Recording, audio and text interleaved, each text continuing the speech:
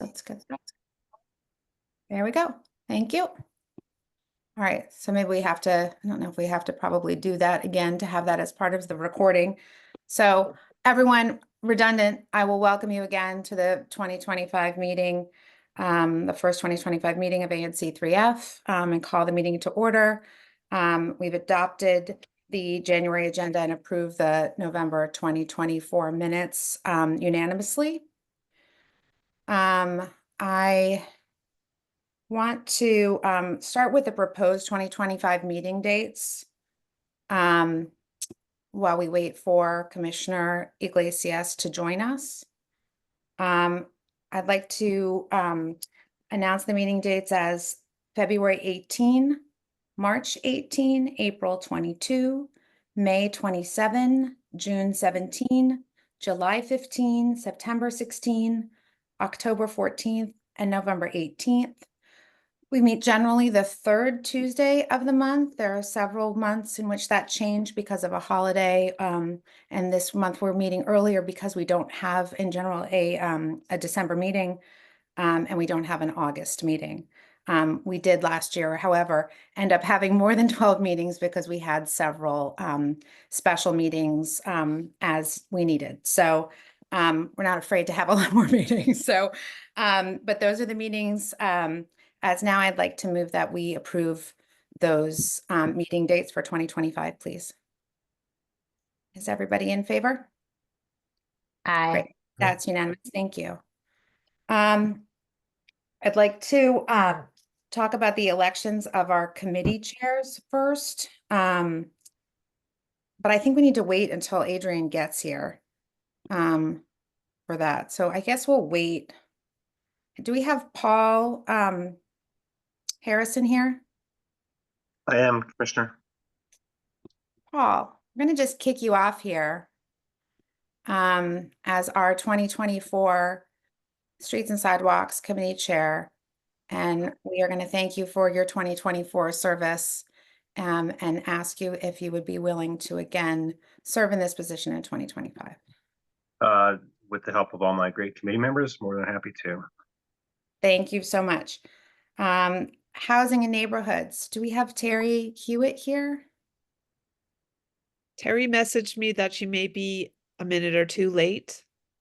Oh, okay, great. So we're going a little bit out of order then, guys, because we're waiting on people. Oh, sorry, she's here. She's here. Terry.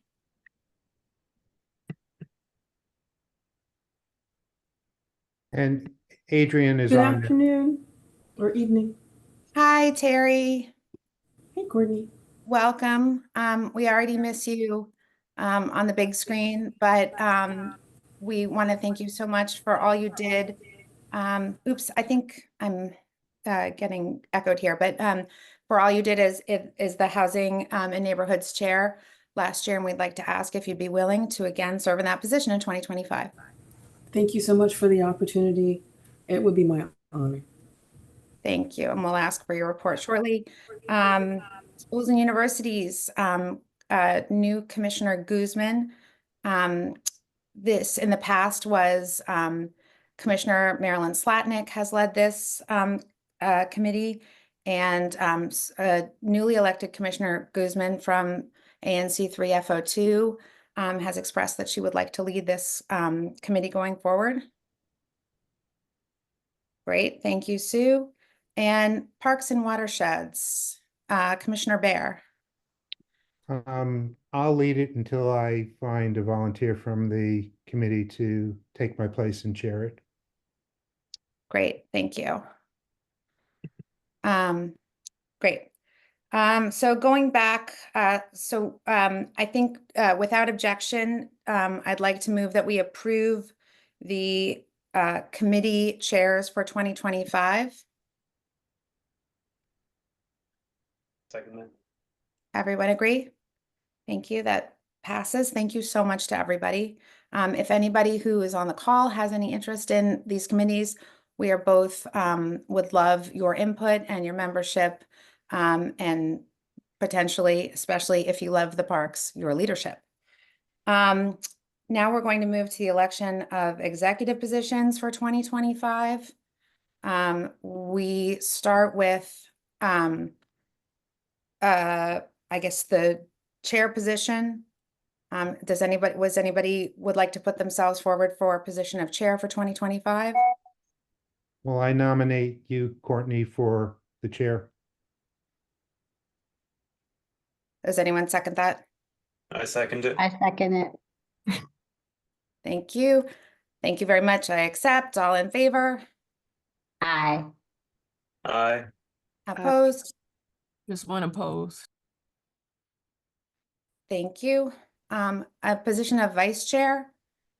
Would someone like to take that position? I would. Anybody second that? I second it. All in favor of Mitch Bear serving as vice chair? Aye. Aye. Aye. Anyone opposed? One opposed. Okay. Do you have an alternative candidate?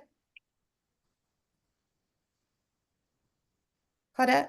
Oh, you guys decided this a while ago and I wasn't part of that, so thank you. I oppose just because of a lot of things that's happened last year that doesn't make him a good candidate. Thank you. Understood. I do want to clarify, we decided nothing a while ago, but your opinion definitely matters. And Courtney, I object to that characterization of me. And I want to be on the record as I object to that. And I just want to be on the record for just numerous things that were said to that Mitch has said to the office of the ONC about me that were false.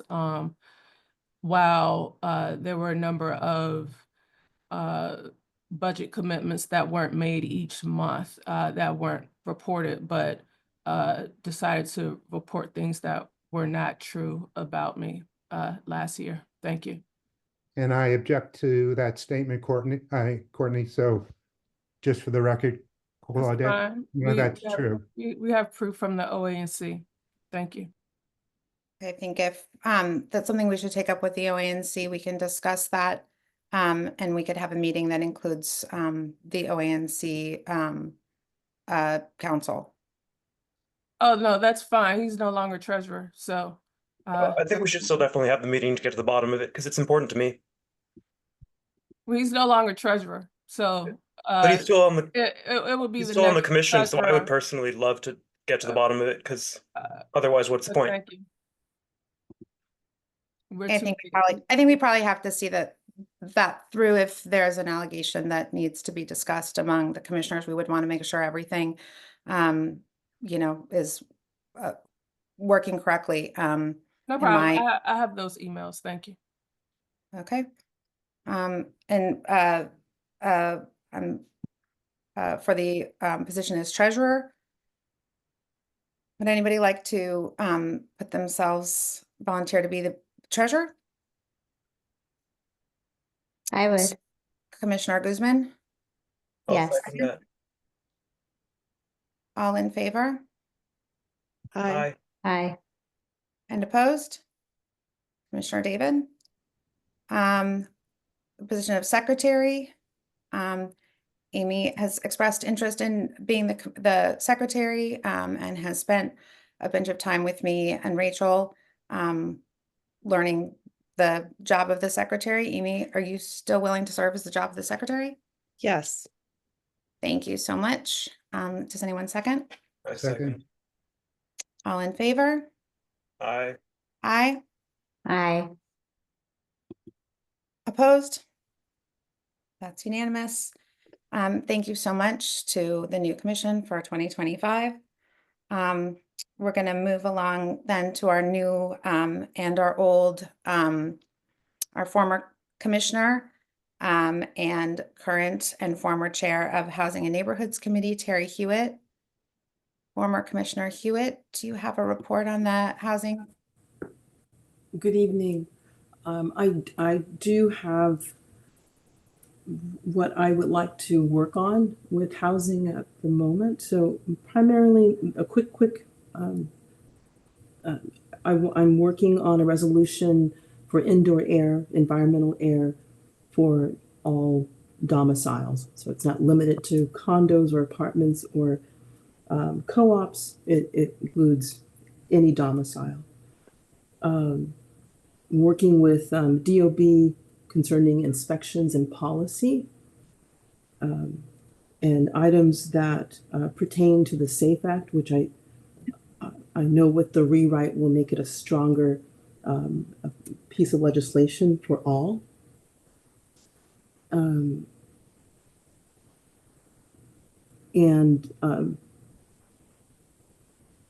Those are really the ones that I'm focusing on. They're smaller issues, but I won't take your time speaking about that, although I will state one of those smaller issues are grocery carts. And if anyone sees a grocery cart, as MPD noted last year in one of our meetings, and it's in writing, whenever someone takes a grocery cart from a vendor from a store, it's either theft 1 or theft 2, unless the authorization to take the cart from the store is in writing from the owner. The manager is not the owner. So just be aware of that. There is a hefty fine that does go with that. It's not enforced. It can be enforced if MPD are brought into it. Just be aware. And I'll leave it at that. Thank you, Thank you. Terry. And I want to thank you also, we'll get to this, but for your testimony at the SAFE Act hearing. And I mean, really, the amount of work that you continue to put in on the Housing and Neighborhoods Committee, excuse me, is really much appreciated by our whole neighborhood. Thank you. Thank you so much. And I will just add, I am working on a resolution for the the indoor air, but thank you so much for your kind words, Courtney. Oh, amazing. Thank you so much. I mean, that's a really big issue. Thank you. Thank you. Paul? Yeah, thank you, Chair Carlson, and good evening, everyone.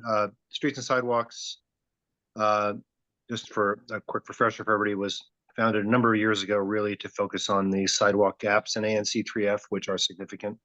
We're excited by the success that we had last year in getting DDOT to commit to some significant increases in sidewalk construction in the neighborhood, and looking forward to seeing that happen this year. We're also interested in general in both the safety and enjoyability of walking in the community. So I expect that this year we'll focus on continue to focus on Reno Road, including the triangle at Warren and 36th, but also all the way up past Murch. That's been an issue for a long time, but we want to bring some new effort to that. And also keeping an eye on what DDOT does or doesn't do with spot improvements on Connecticut now that the overall multimodal safety plan is not moving forward. So as always, I'll put my email in the chat. If you'd like to join Streets and Sidewalks in any role, please let us know, and we will be convening in the next month. Great, thank you. And I also just want to mention that newly elected Commissioner Amy Rothman, even before she was elected, has been working hard on this issue, especially in the area of the Triangle Park at Warren and Reno. So we're excited for the progress that's going to be made by the committee, and thanks for your jumping off the starting line leadership on that, Commissioner Rothman. Mitch, do you have an update for Parks and Watersheds? Are you good? Would you prefer to punt to the Albemarle discussion? Yeah, and you will Sorry, I be- didn't mean to put words in your mouth. No, there really isn't anything other than the Forest Hills Park that you're going to have a report on later from either Gloria or whoever is running that issue for Van Ness Main Street. So there's nothing more from me. Okay, thanks.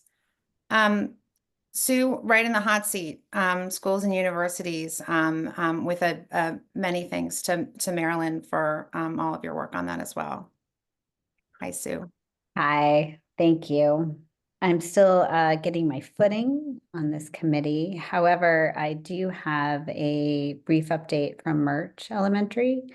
I received an invitation after I asked the local school advisory team chair, Emily Blake, if she would submit some written testimony in support of the SAFE Act, which she did. And then she reciprocated by asking me if I would attend the LSAT's December meeting. And at that meeting, she hoped that I would just be, an observer and a listener to some of the issues that are facing Murch budget-wise currently. They will begin the budget process for the upcoming school year. So for 25-26, they'll begin that process in February. It will be all wrapped up by March. And they have some pretty significant gaps that they're facing given the influx of especially early childhood students that they've had this year. They have had, I'm looking at my notes, so I make sure to get this right. By the end of the year, there will be 90 students at Murch that require some type of special education support. That is about a 70% increase in about 18 months. So that's very significant for them. Many of the students who are incoming were unevaluated at their previous schools. So this has created a lot of stress on the staff. The evaluation process for SPED is pretty significant. It involves the school psychologist as well as the SPED team. So they're trying to get all these kids evaluated so they can write IEPs and get them what they need. But they anticipate needing additional staff members to meet this need, and they're just not sure if those budget dollars will be approved by DCPS. Pre-K and K have the heaviest load. And then in another issue, Murch's speech pathologist quit in September, and DCPS has yet to assign a replacement, which has resulted in about 30 students not receiving the speech services they need since the beginning of the school year. DCPS has been unresponsive. To their outreach to both Principal Sabrinsky and the Assistant Principal Hawkins.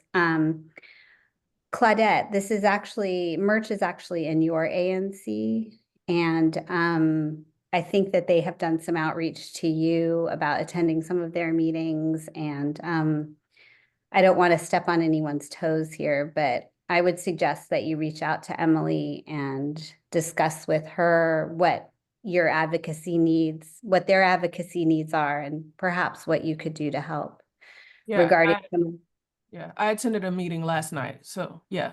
Oh, good, you did. Okay, I'm glad. All right, great. I know that there was one last night, so I'm glad. So maybe you could give us an update on any developments that maybe I don't know about, since I only went to the December meeting. Right now, the latest thing is they're needing a crossing guard at Davenport in Connecticut and Davenport in Reno. Right now, there is an issue citywide. There's more demand than supply, and apparently it's really hard to recruit crossing guards in the city. So there is actually a dynamic map on DDOT to see where crossing guards are throughout the city and where replacement is needed or where requests are. So they call him Mr. C, the principal at Murch. He did submit a request for the 2 additional crossing guards, and DDOT is aware of that. My suggestion is, well, I would want to look into recruitment of crossing guards, because apparently there's just more there's more demand than supply, is the issue, citywide. So that's the major issue right now with merch, is getting those two crossing guards. And I think DDOT is on, but the main issue is there's more demand than supply. I'm just gonna bounce onto that for 1 second because we, as a community, have to be super grateful because this has been an issue that a lot of us have worked on as well. But we, on Fessenden in Connecticut, we have the gem of the city in Mr. Joe, who I don't think has missed a day since I've met him years and years ago.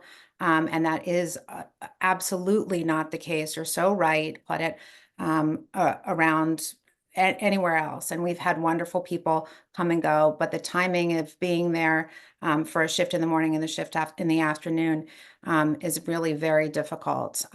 So if anybody is out in the morning or at around between 3 and 4 and sees Mr. Joe, he likes black tea with two Splendas. I would urge everyone to bring him one when you get a chance, and especially if it's really cold, because he is a gem upon gem upon gem. And I'm almost choked up thinking about him because he just makes everyone's day wonderful, and he keeps our kids safe. And it's just, Claudette, it's such a good point that it's very difficult to find people to do that job.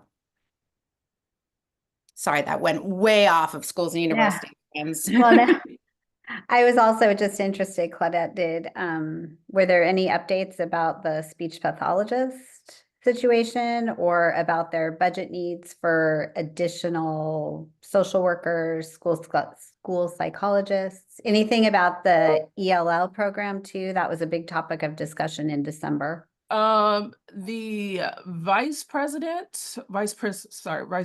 mentioned that that's work that there's he alluded to doing some more work on that, but that's something that we couldn't do. Like, that's something that doesn't, it didn't seem like it was a budget issue, but they didn't go deep into that. They started talking about surveys that they've been doing with teachers and parents. So they wasn't too much focus on the budget last night. So maybe as they move through the year, they'll start focusing more on that, but that wasn't the main discussion last night.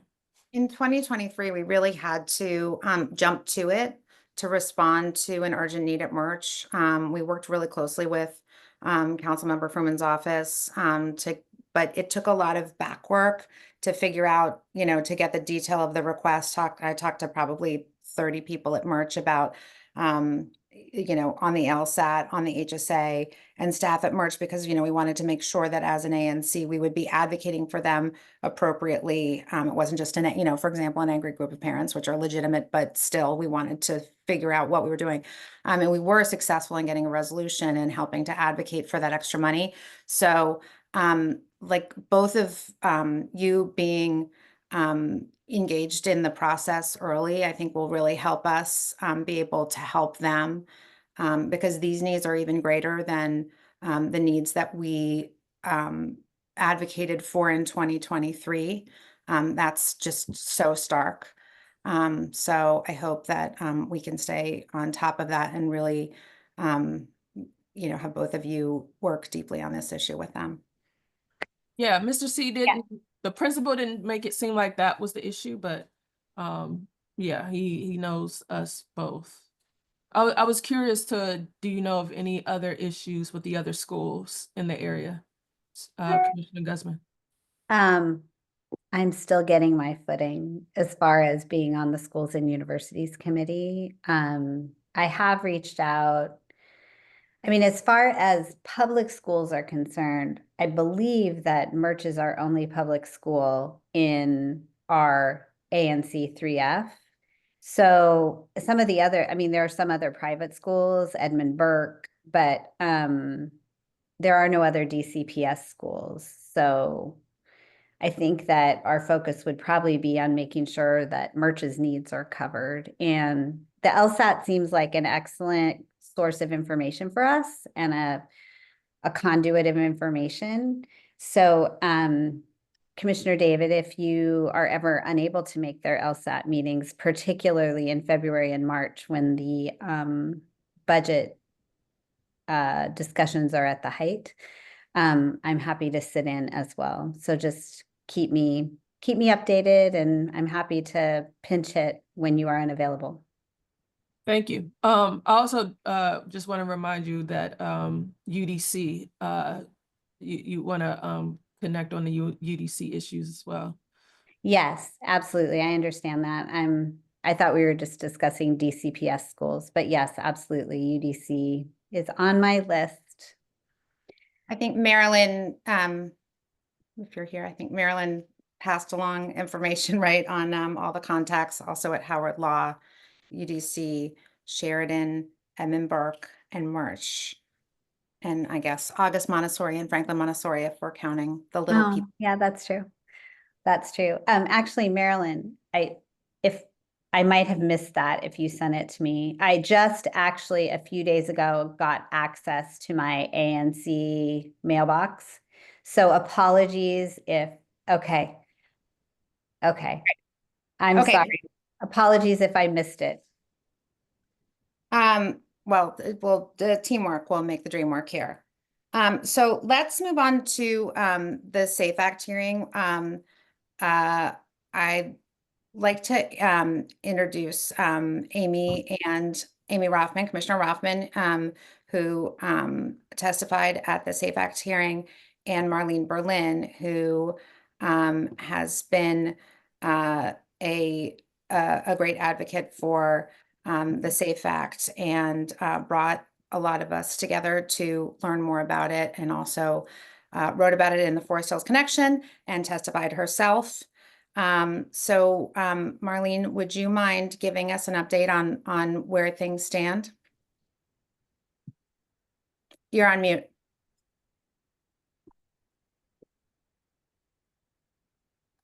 There you Okay. go. So just for some background, the SAFE Act was proposed by the Office of the Attorney General in July. In September, it was assigned to the Judiciary Committee and the Committee of the Whole. And this is the great thing about this act is that it's the first time the council has taken up the issue of crime increasing in apartment buildings to the point of requiring significant police resources since 2019, which is when I started covering this issue. So it's been a long time. And what the legislation does, it basically lowers the bar for the Office of the Attorney General to negotiate with landlords when crimes occur in their buildings, as in our local apartment buildings. And we have about, let's see, 4 of them, 5 of them, as well as other buildings across the city, which come under the rubric of nuisance buildings. With suing them as being the last resort. The other aspect is the court can require what they call security assessments of buildings by the Department of Buildings if crimes have occurred. And also it adds security requirements for buildings to the building code. So this is all to increase the safety of the apartment buildings, and it is only one slice of the issue here. A hearing was held in December with over 50 witnesses signing up to testify, including tenants, tenant leaders, ANC commissioners, and companies owning buildings and their associations from all across the city. This is not just a Ward 3 issue. Our ANC commissioners, as mentioned, Chair Carlson, Terry Hewitt, ANC Commissioner-elect Amy Rothman testified, and other local tenant leaders testified, and others submitted written testimony. The hearing was chaired by Brooke Pinto of the Judiciary Committee, and Councilmember Matt Fruman was present and asked very good questions during all to basically make things a bit clearer. Chair Mendelson, who was also chair of the Committee of the Whole, attended near the end of the hearing because he was on the Hill testifying, in time to question Attorney General Schwab and Keith Parsons of the Department of Buildings. There were definitely critiques of the bill of being too costly, but no one was factoring in the cost of police resources being tied to crime happening in apartment buildings across the city. What was woven through many testimonies of tenants and landlords is the need for expedited evictions. Mendelson committed to proposing such legislation even as early as the beginning of this year. Our ANC has a role to play in passing a resolution in support of the SAFE Act, so that the OAG has a continued role in making our apartment buildings safer and proposing possible changes to legislation to make it more effective. This is the time when the committees are considering the legislation and making changes to make it better. Councilmember Fruman has been assigned oversight of the Department of Human Services, which enables permanent supportive housing voucher renters needing intensive services to live in our apartment buildings without services. This contributes to the chaos and crime. He will also be having oversight and budget hearings starting in February. Safety in our apartment buildings and community require that we all get involved. Thank you. Thank you so much for that and for keeping us all informed on this issue, teaching us a lot about how we could help to advocate for it. I'd also like to shout out to Commissioner Guzman, who did a lot of work behind the scenes with the merch community, some of whom felt like it was very difficult for them to testify regarding the death of DeAndre Pettis. And, you know, thank you, Sue, for working with some people who were very affected and really very traumatized by it, to help them have their voices heard. So everyone, we will continue to have the progress of this, and we'll work with Commissioner Hewitt as we go forward to continue discussing this issue, advocating for it. As a lot of people know, we also worked with ANC3G and ANC3E because we're stronger as a team and stronger in numbers, to ask for a joint oversight hearing with Councilmember White. We could not do that last session. It was going to be with Councilmember Henderson, Louis George, and Councilmember White. Councilmember Louis George was on a well-deserved maternity leave, and so that will be, we're still working to get that hearing scheduled in this new year. So the work continues. If anybody has any questions, would like to join us on this, we would love your help. And thank you so much to the many emails we've gotten on this issue. And if you have any questions, please ask. Moving on to the ANC3F grants process. Commissioner Rothman has done some research on this, and as this is the first meeting of the year, as we sort of look forward to our budget in 2025 here, Commissioner Rothman, can you talk about our grants process and hopefully encourage people to apply for grants? Yes, absolutely. Yeah, we really wanted to get the word out that ANCs have some limited funding to provide community grants. Some of you may know this, some of you may not.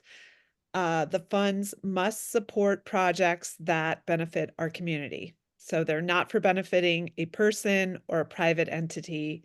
The grants also can't be for something that the DC government is responsible for doing. So it mustn't be duplicative. So who can apply? An organization, but it doesn't have to be an officially incorporated organization. So according to the Office of the ANC, informal community organizations, such as a group of neighbors, may come together and receive a grant. The caveat is that a check cannot be made out to an individual. So sometimes informal organizations get a fiscal sponsor through a formal organized entity. So the grants are generally in the ballpark of around $3,000. You can see on our ANC3F website a list of past grants to see what has been done in the past. I recall about a decade ago when I was on the board of the Forest Hills Playground, Friends of Forest Hills Playground, we were worried about trash building up. And so we got a grant from the ANC for special solar compacting trash cans. And I'm personally really inspired by Kathy Sykes, who has spearheaded important, innovative environmental protection in the neighborhood under this program with the special pollinator and wildlife gardens up Connecticut Avenue. So I know from speaking to many of you that there are neighborhood issues that you care about. We've talked about some of them already today. So I urge you to consider getting together with like-minded neighbors and pitching ideas that can address some of these issues. The application and more information is on our website, which is, I'm going to put it in the chat in just a second after I finish talking, but it's www.anc3f.com/ Oh, thank you. Thank you. I can't see the chat. Once you fill out the application, you send it to your ANC commissioner or to the ANC3F commission as a whole. And I could put that in the chat. It's commissioners@anc3f.com. It's also supposed to be sent to the office of the ANC. This is really important. The point person at that office who can help and she can answer questions is the legal counsel there. Her name is Denise Wichter. I'm going to put this in the chat. And here's a cool tip that Denise told me. She said that if her office gets a copy of the grant application, which is actually required by the code, but if she gets the application before the vote, again, that's supposed to happen, she or her office can work with an applicant to tweak it. So that's really great. Oh, so that it complies. Yeah, so it complies. Yes. The name of the game is we want to help people be able to get the grants, not make it a difficult process. So, Right. And both the ANC, Office of the ANC and this ANC3F must approve the grant for it to move forward.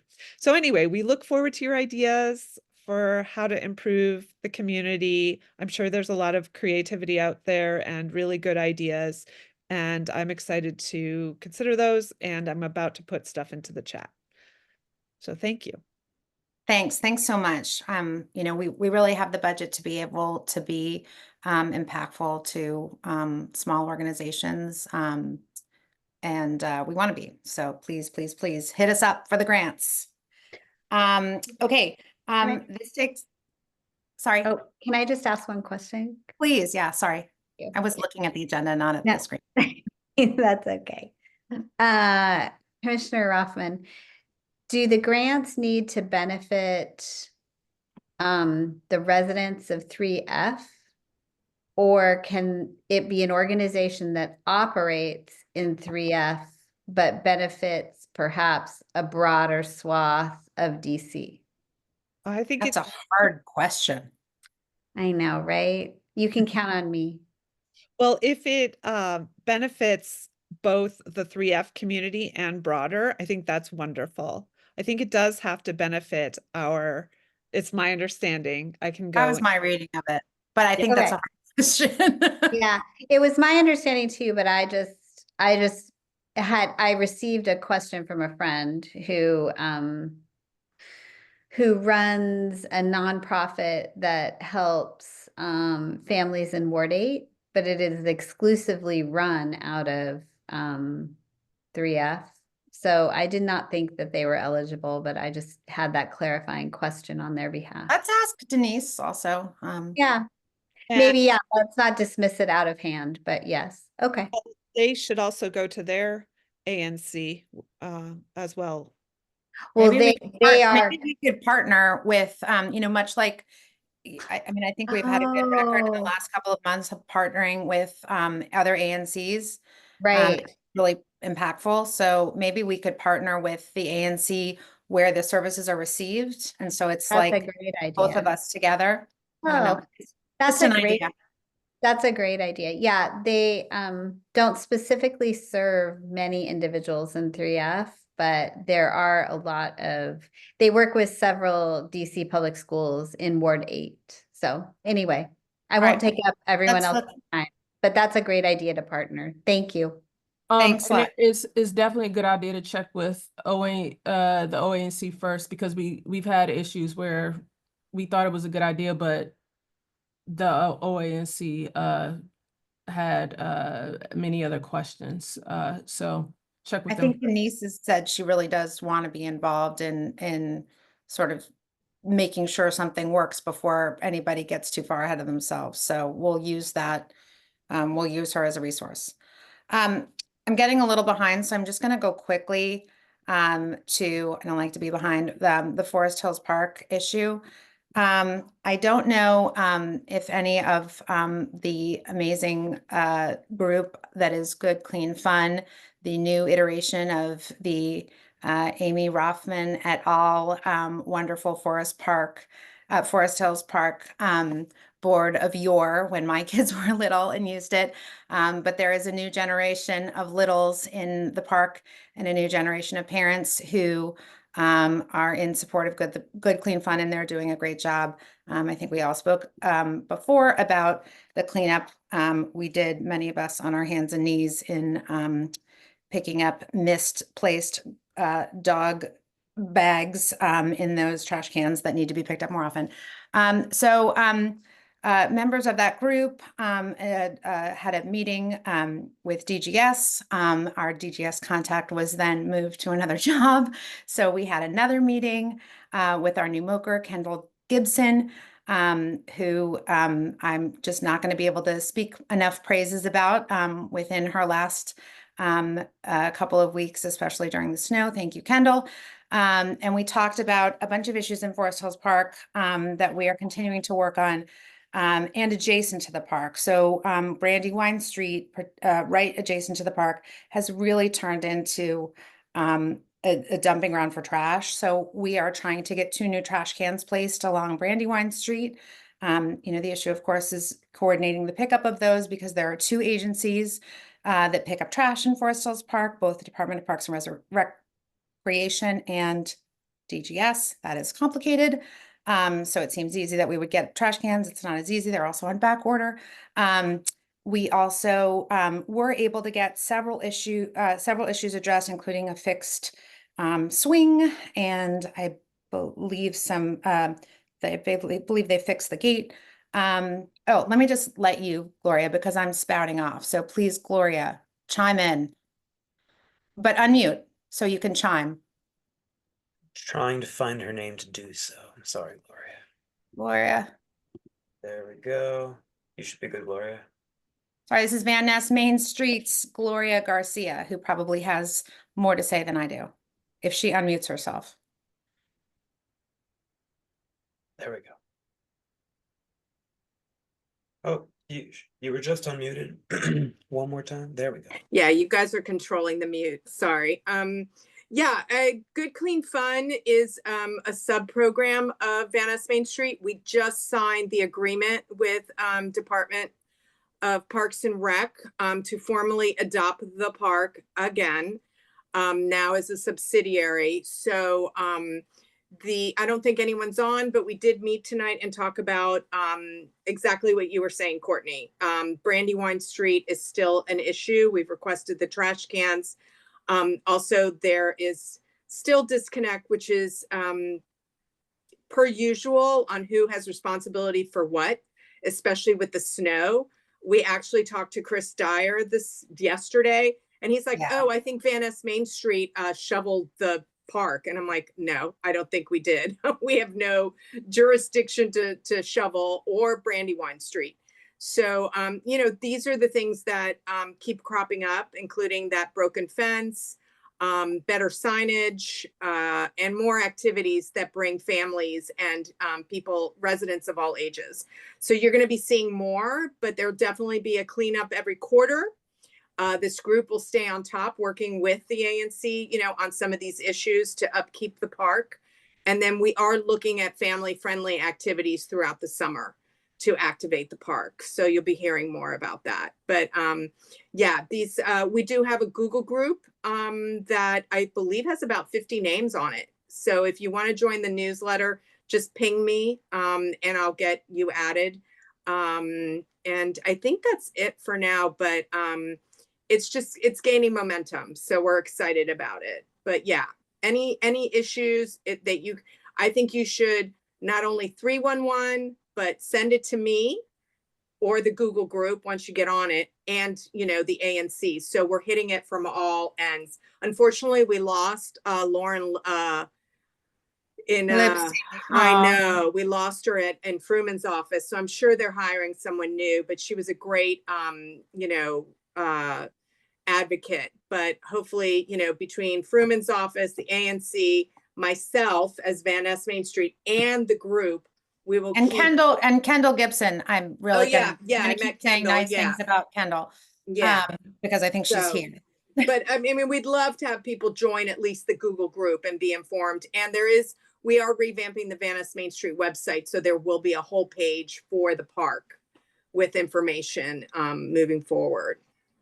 And I have fixed the fence between the basketball court and the tennis court. Oh, good. Twice. No, it's not good. Oh, no, you did it yourself. I'm not a handy person. Yeah. I thought you got to fix it. No, in order to try and shame the Department of Parks and Recreation, I went out there with a ladder and some chain link and fixed it, and then fixed it again when it broke again. And because it's been almost a year, and I think it's been longer. Yeah, I said to them, if me Yeah. and my non-skills can fix it in 45 minutes, it seems like someone from the city could get that done, because so you can't play tennis because the balls run right out. So I'm very invested. I'm invested. Yeah, you're invested. And Tracy Zorpet, who has Tracy Zorpet is so invested. Yeah, Amazing. She's actually joining the board of Van Ness Main Street as well. So at the end of January, we'll welcome 2 new board members, of which Tracy's one of them. So that'll help also, give the Good Clean Fun a little bit more. But she talks to Chris Dyer practically almost every other day. I know. That's a really great get for your organization, for your board, Gloria. I don't know if Tracy's on, but Tracy, you're the best. Yeah. Okay, thanks. And I talked too long on that too. Sorry, it's 7:52. We're gonna go, thank you, Gloria. We're gonna go to DDOT. We have Christian from DDOT. Are you here? Yeah, Christian somewhere on the. Yes, I'm here. Sorry about that. Christian, let's find you. And your colleague Christine, I believe, is also here. Yep. And then Amha Killam at Work is our last person. Okay. Adrian, can you find Amha as well? And I can't find you, Christian. Sorry. Oh, there you go. Well, thank you so much for coming to discuss the NOI on the proposed traffic changes to Davenport Street. I could give a little bit of an introduction. I was on a DDOT call organized by Josh Rising over the summer, and Hermine Dreyfus, who is a Davenport Street resident, said that she'd been trying to get some attention to the traffic safety issues on Davenport for as long as she could remember. I think, Hermine, you're on the phone, on the call here. So we went and we counted cars and we looked at street. I learned how you calculate the speed of a car by doing a little line on the street, thanks to Paul Harrison.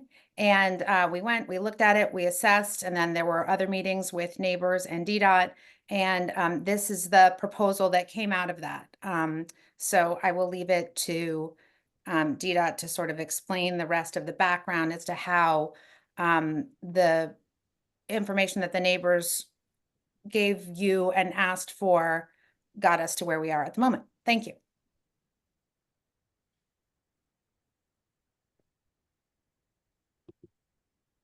Christine, are you muted? I'm sorry.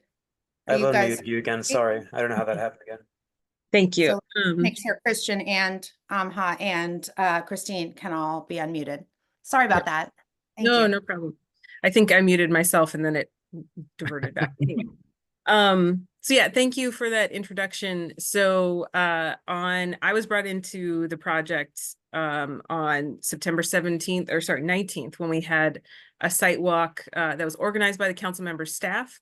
And DDOT staff was requested, especially safety staff was requested to walk with neighbors.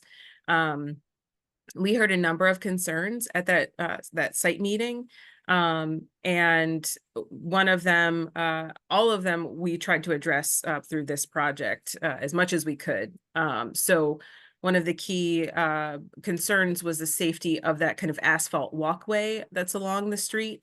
To some eyes, it may look like a bike lane. It's not a bike lane. It's a pedestrian walkway that's currently asphalt and has differing layers of separation from the street as you go along Davenport.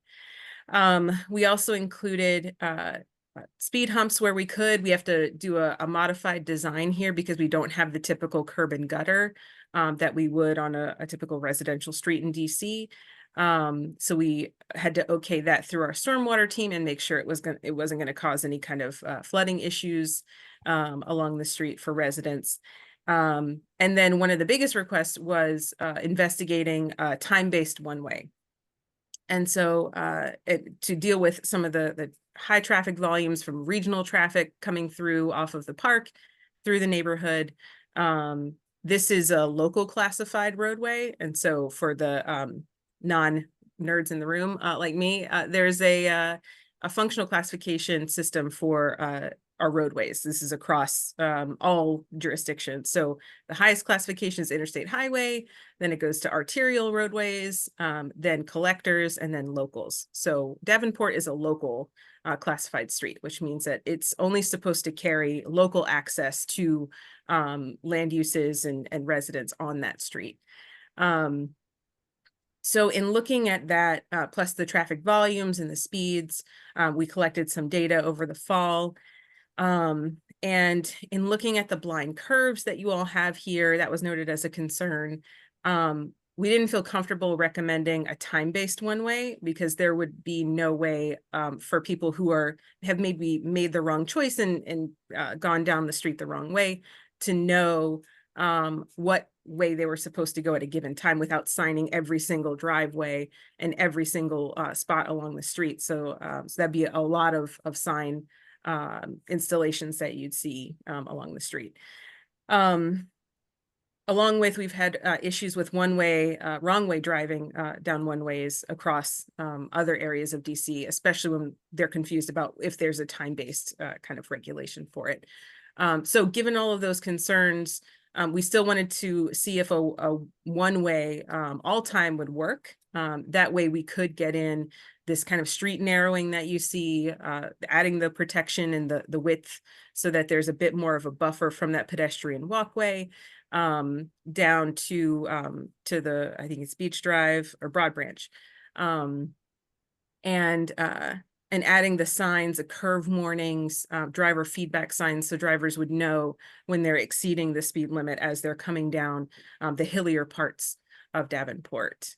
So we received a lot of comments on this proposal, some for, some not so for the proposal. So with that, we've talked to our director and revised our approach for this. And this is in response to some of your comments as well. So we are removing the a lot of the striping and changes that you have seen, and are simplifying the treatments to really focus on the traffic calming efforts for the street. So adding in and expanding the width of those speed humps that you see along the street, and we're doing a number of those. Adding the signage that was proposed, the driver feedback signs as well. And then the curve warning signs as you get further down toward Broad Branch. So any questions on that? Thank you, thank you. I mean, that, the new plan that you have removes the one way, to clarify, keeps speed bumps and keeps the alerts like we have on Brandywine, for example, that tells drivers how fast they're going in case they didn't know they were going so fast. I mean, that was my recommendation, and I really appreciate that. I think a lot of the neighbors may. I wanted to say that one of the things that I think as an ANC we've discussed and that I would advocate for, as this is my SMD, is that we look at the pathways from the park through Forest Hills, because part of the reason why this is an issue to begin with is because we have, you know, during rush hour particularly, a ton of cars that are cutting through, and I don't know the nerd words either, but residential streets that are not meant to be passed through with speed by people who are just trying to get to Connecticut Avenue or get back to Military, wherever they're going. And it's really because we don't have a great connected sidewalk network. It's really gotten very, very dangerous, more so, I think, in the 10 years that I've lived where I live within this neighborhood.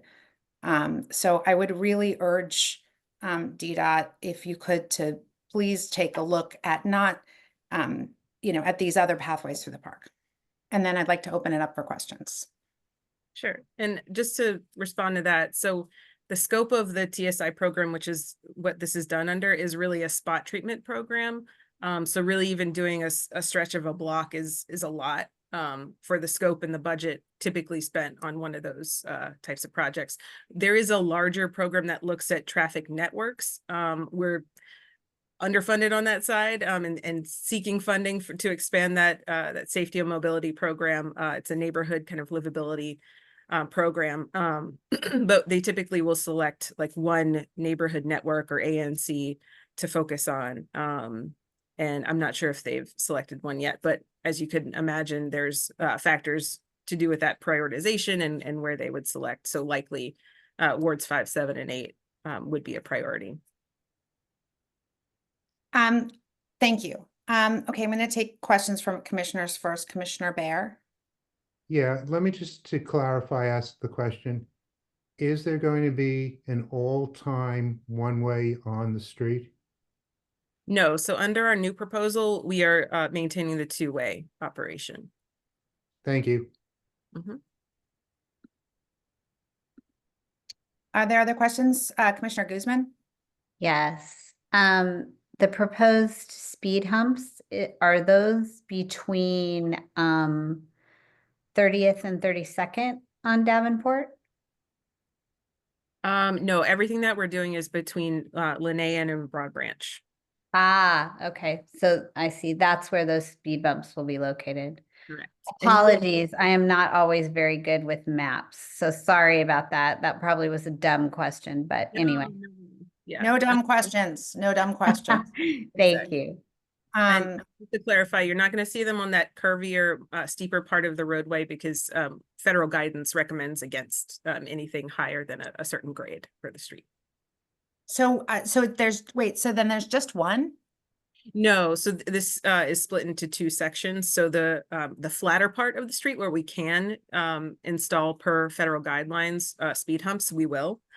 We went out and measured the slope of each section of the roadway, and where we could, we put the speed humps. Where I'm sorry, right, there's two pieces. Thanks. So where we cannot, we're reinforcing speeds with those driver feedback signs, and those are the ones that will light up whenever somebody's exceeding the speed limit. So you're talking about the space right when you come off of Broad Branch up that hill, Right. That's too steep for humps. Yes. Once you round the corner by the house that looks like a ship, once you round that corner, then that becomes flatter. More when you get up The second, towards the second turn, yeah. yeah, the second turn. Oh, the second turn. Okay. All right. Sorry, I didn't mean to answer that. No, I no. feel very invested in Davenport Street. I know. Commissioner David. Thank you. Thank you for this. Can you explain a little bit more what's happening right off of Broad Branch? Because it does become a bit safe at unsafe at night, and when it's snowing and when there's inclement weather. Can you explain that again? What's happening right around that curve? Yeah, so nothing further and in our current proposal is aside from some curve warning signs, these kind of chevron style signs that you see there. That's to Okay. notify drivers of the kind of steep curve ahead. And this will Okay. implement the signs that are already there noting the curve. And does anything happen if you go above the speed limit?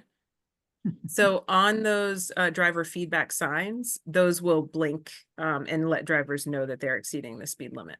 But it's not; those are not ATE. They're not speed cameras, so they Okay, won't. they're not no they won't ticket. issue tickets. Okay, no ticket on that road. Okay.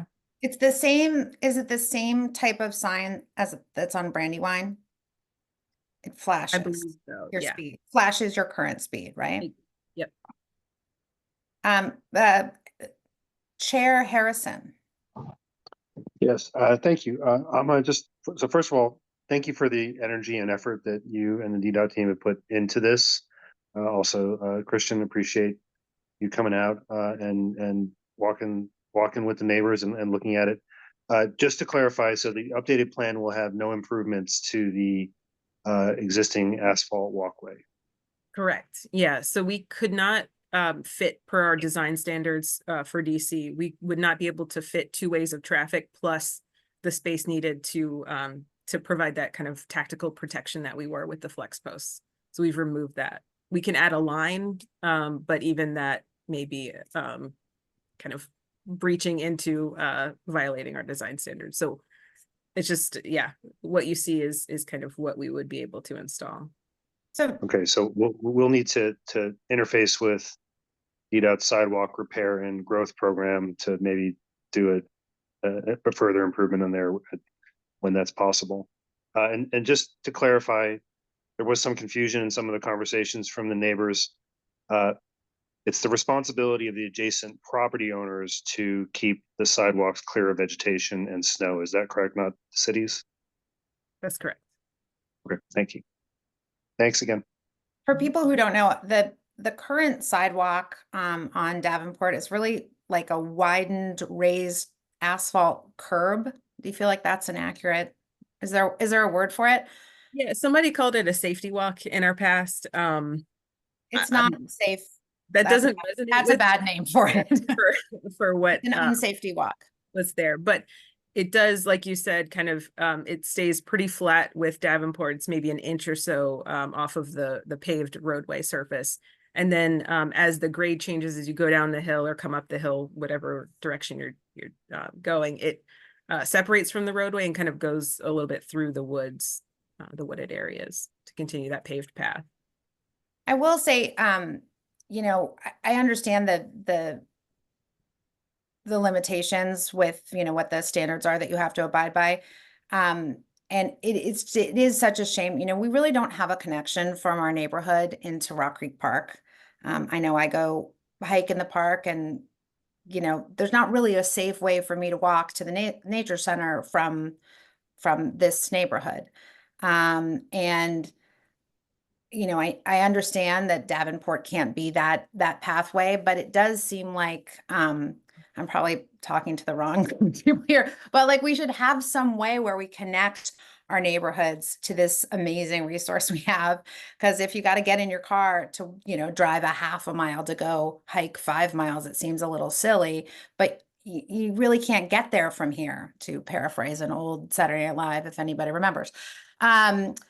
So, I mean, I understand, but it is really unfortunate that there isn't anything within this context that can be done to meet that need. Yeah. Yeah, unfortunately not with the width that we have in our design standards. We'd have to, again, we were proposing that originally to have that one way so that we had the width to have more of a protected space, but the comment, some of the comments about half were opposed to that, so. Does anyone from the community want have a question? I know we have several of the Davenport Street neighbors. Ms. Dreyfus. The walking access for people from outside the street seems to be your primary concern. And that is not the primary concern of the people who live on the street.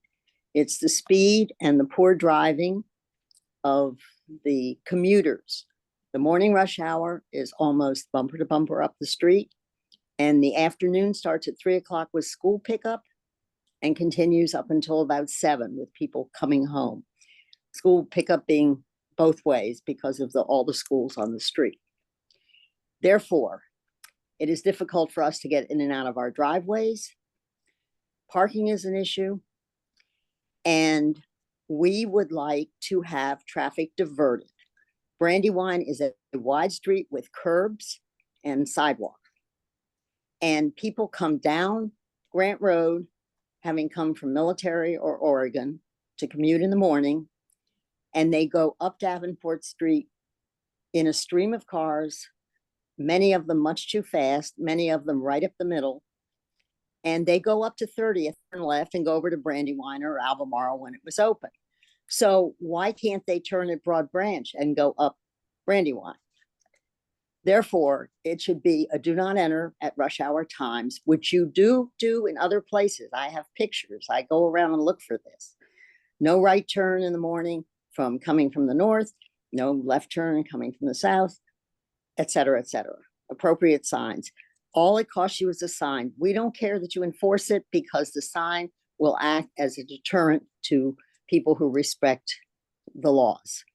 The others are going to do what they want to do anyway. So the other thing is the hidden driveways. At the blind curve, there are 5 driveways. If you, for instance, to get into my driveway coming from Connecticut Avenue, I turn on my signal at Linnean. I get to the blind curve. I have to stop to make sure nobody is coming up the street. And I go to make a left turn. I have had 10 occasions where people have passed me on the left while I'm turning left into my driveway. Coming up, I've had the same thing happen with people passing me on the right when I'm trying to turn right into my driveway. And I'm sure I'm not the only one that has suffered this. So you have to deal with the blind curve. And there should be blind curve signs in several places to make sure that everybody realizes that. There is a security car in one of the houses, in front of one of the houses. And if you talk to him, he will tell you it's amazing there have not been accidents because at a blind curve, you're driving right into traffic if you don't stay on your side of the street. The walkway is all I'm going to be able very to get to the rest of the question. So can you let DDOT respond or Not to make it one way. Yeah. Sure. So we can certainly add further hidden driveway signs for those folks who are having trouble seeing and accessing their driveways. No, that will only tell people that there are driveways that they need to pay attention to and respect. That's the least of it. It's diverting the traffic that we have asked for. And I don't understand why it is so difficult to put up some signs at either end to say you have to go a different way during rush hour. Other neighborhoods have it. It's all over Montgomery County, and I found a couple in the district. So, Yeah, in the district, we have different policies than the outer counties. I took a picture of one in the district, so it does exist in the district. Yep, I do understand that. So our concern here was the blind curves as you come up and down the street and people not being able to see and know which way to go. My first concern was the rush hour traffic, the volume, the speed, and the rudeness of the people who drive from Military Road and Oregon Avenue, cut through our street at rush hour in both directions. Okay, I That need to is get, our we major need, concern. I mean, we need to let other people on your street and other Well, people who are They all here. agree with me. Well, let's let them have a moment to Okay. then speak. That's only fair, I think. I think you've had your time and your question answered. Prudence Carr. This is Kevin Prudence Carr. Hi, First, sorry. first that we appreciate the edits. The neighborhood, I don't think was served by the one way, so we certainly do appreciate the edits. So thank you to DDOT for hearing us out on that one. So I think we think that this is a step in the right direction. It's just not a very big step, and I think you can hear that from Hermine. A couple things and requests for this is a lot of the traffic calming is great. The speed humps are great. They're not speed bumps, but they're speed humps. So that's a step in the right direction. The driver feedback is a step in the right direction, but there's not ticketing on it. So, it's kind of like these incremental things, together they're good. I would note that this effectively raises the speed limit on the street. It doesn't decrease the speed limit on the street. The speed limit on the street was 15. So this is, as part of this plan, it raises it to 20. I would ask that it be maintained at 15 miles per hour. And as Hermine was saying, we still need to, for the neighborhood, and I think that the chairman also mentioned this, we need to, Chairman Carlson also mentioned this, that it's more about the traffic and the cut through traffic that really is the issue.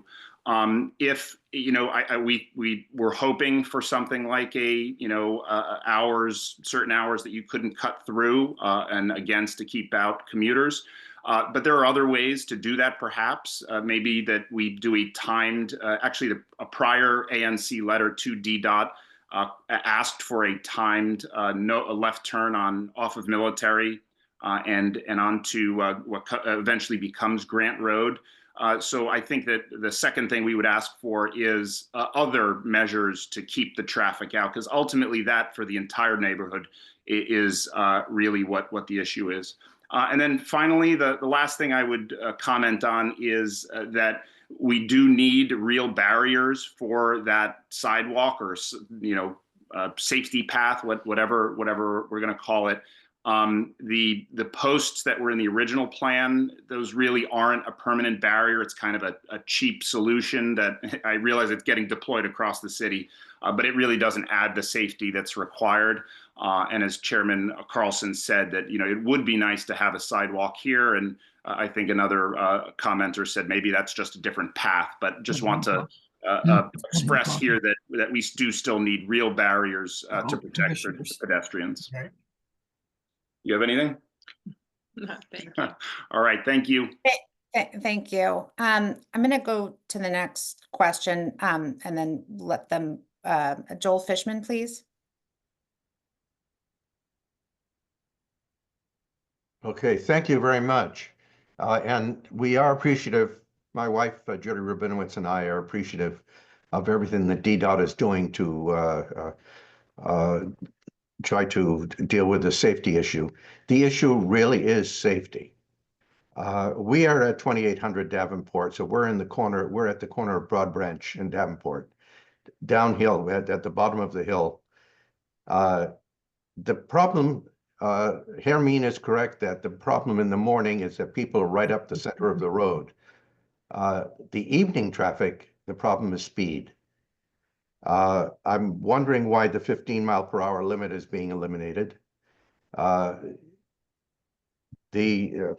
that's one question. No, The second is the safety walk is dangerous, and partially because the leaves, there are leaves that have accumulated. You can't even see the safety walk at areas where none of our homes are facing.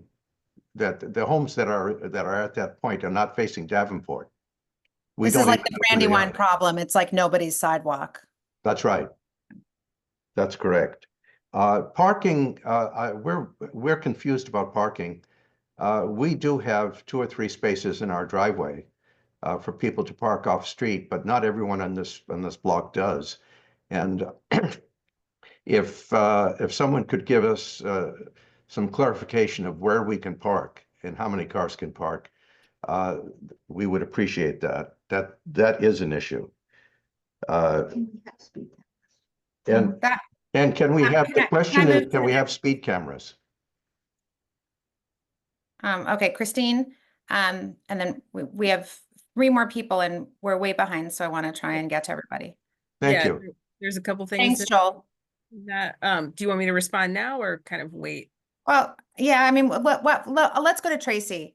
Okay. Tracy, actually, I think I went out of order there. I skipped you and I didn't mean to. Hi. Hi, Tracy Zorpet. I have lived on 30th Street for over 30 years. I'm really concerned that DDOT is sort of missing the forest for the trees, so to speak, on this.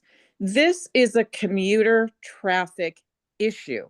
This is not a 1-block issue. This is, it's starting at Davenport.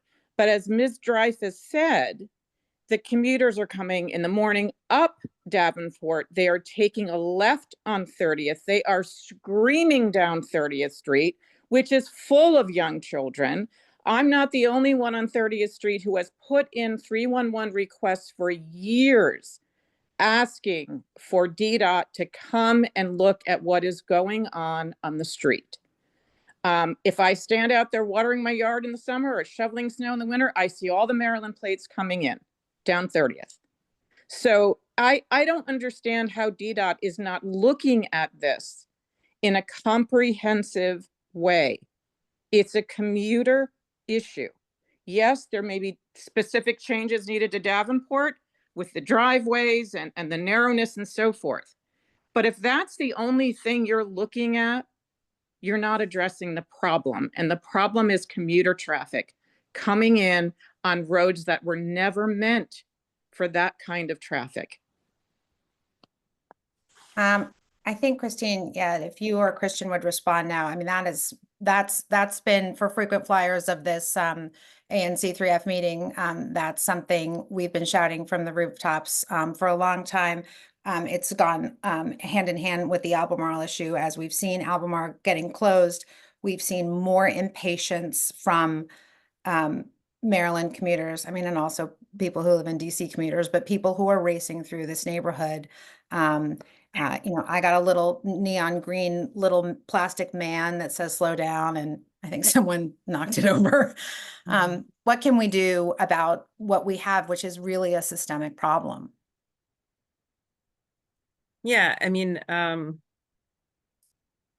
there are things citywide that could be done, but that would be like a legislative policy change that is way above my pay grade. So the scope of the TSI program, which this improvement was done within, is to look at spot safety treatments or like 1-block segments of the street. I understand fully that this is a kind of network issue. I was highlighting earlier, there are other programs, though they have limited funding, that do focus on kind of a network level, system level within the neighborhood. That would seek to cover something like this and Can you send those to me so that we can, that we could at least try and pursue that?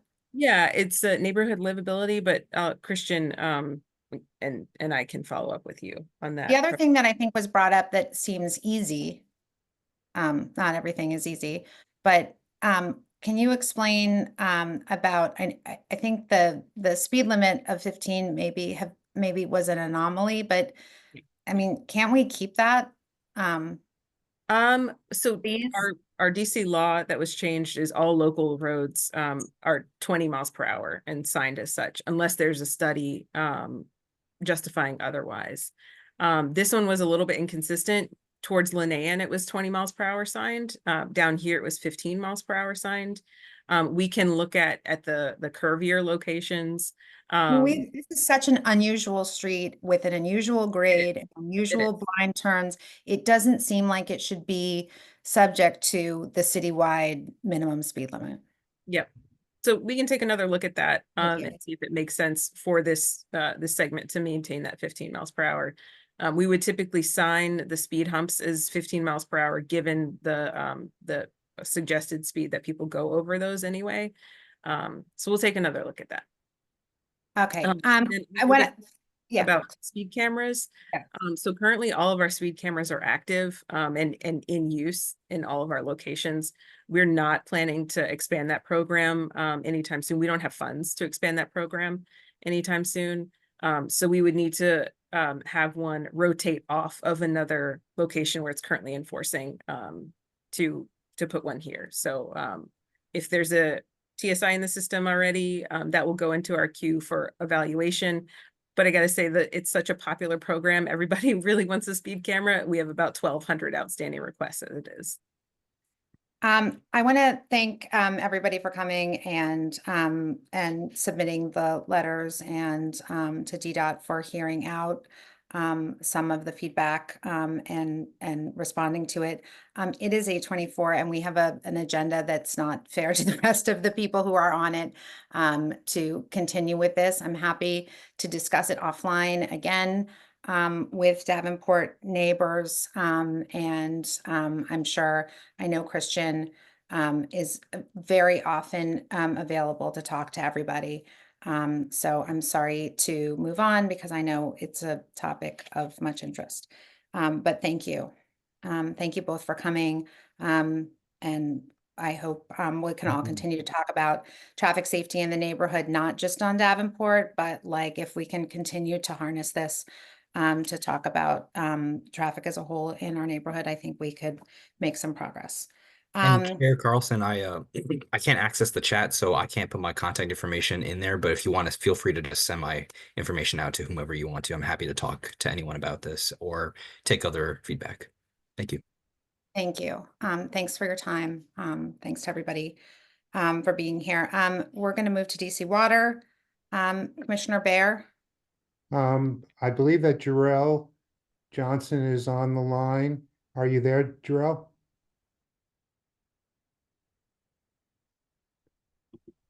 Yes, I'm here. Okay, you have 2 minutes to give us an update and when you're going to start work on Albemarle and 32nd Street. And I don't want a presentation. I just want to know when you guys are going to start work at Albemarle on 32nd Street and what the schedule is for it. Okay, work will begin tomorrow. We went out today to start some site cleanup and do site removal. We anticipate getting the steel pipe needed for that 72-inch. We plan on getting that to the site tomorrow. So we'll be back basically in full force working. This is just a high-level overview of the schedule. With that steel pipe installation beginning tomorrow and continuing through the end of the month. Some of the other activities will begin lining the pipe mid-February through March. We're coordinating with Pepco to have them cut off some overhead lines. I'll just get to some of the main highlights. Early February, we plan on beginning to drive piles and secure, put an I-beam carriage around that steel pipe that needs to be removed. That work will take about a month to complete. Once we reach a depth of 15 feet at our excavation, we'll begin setting up a bypass pump that'll run in that area. Next, early April, we plan on beginning the rebuild of the manhole internals. So Anchor, they'll do that. At that point, we'll be able to remove the bypass pumps, begin backfilling the manhole. We'll do an inspection. DC Water will do an inspection and accept the work that's performed, and then we'll begin our restoration process. Okay, so you mean that you're going to be working through the end of July? Yes. Okay. But starting tomorrow? For Yes. sure you have a crew working, because I feel like we've heard often and before that work was happening, and I haven't seen work done in months. So actually, we just returned to the site today. The crews did the clearing out, prepping for the pipe delivery tomorrow. Yeah, Chairman Carson, Terry Hewitt indicated that she saw some work being done today. Okay, Oh. Terrell, please send me and the community this calendar, and Chair, we can move on to the next issue. Thank you. Thanks, Terrell. Good luck. We're rooting for you. Okay, the DOEE Linean Outfall project, the Gully Restoration Project. Matt English, are you here? Yeah, Matt's here. Matt, you've got about 3 minutes. Would you give us an update of where we are, please? Yeah, I can do that. Can y'all hear me? Yes, thank you. All right, let me try and share my Welcome back. screen. Thank you. I'm gonna share the screen real quick. And which one of these is everyone seeing? We can see it, the front Yeah, page. PowerPoint? Yep, we can see the PowerPoint Linean Gully Restoration page. Great, that's the one I was hoping. So I'm gonna just go through it real quick. This is the project location. It's down at the end of Linean Avenue. For those who are not familiar with the project, we've got some erosion that we saw there, and these are just some pictures of that, which is what we're aiming to fix. The project will install some larger rocks and hopefully stabilize the gully, eliminate a lot of invasive vegetation, and then slow down that water as it goes down the gully. Just as a general idea, sort of the before and after what this project could look like. And then this is another picture of sort of the step pool situation that could exist, or something similar to that. We have our designs. They are posted on the project website. We had an hour-long sort of very in-detail walkthrough of the designs in November, and that is recorded on our website as well if you're interested. After we finish the project, we'll be doing some planting, which is shown in the plans. And just as a heads up, what will be happening during construction is we will be requesting the parking restriction on that sort of just the very end of Linean Avenue Northwest. And as a general timeline, the construction phase we're hoping is going to start here in February. It'll go for about 6 months. Hopefully we'll be wrapping up in July. And as of right now, depending on where the project stands in sort of the late spring, we're either going to be planting trees at that time or delaying the planting of the trees until the fall. This is me, and if you have any questions, feel free to reach out. Thank you very much, Matt. Are there any questions from the commissioners? Okay, hearing none, we can move on, Chair. Thanks so much. We appreciate you and look forward to continuing the updates. Great. MPD. I saw Captain Haskis. I want to apologize to you guys for this being later than we hoped it would be. We have and Lieutenant Forrest. Hello, can you all hear me? We can. Hi, thank you so much. Thanks for bearing with us here on a longer than we expected meeting. I know. Well, first I must say Happy New Year's to all of you. And thanks for having us. So I'm gonna start by just running over the the stats that we have.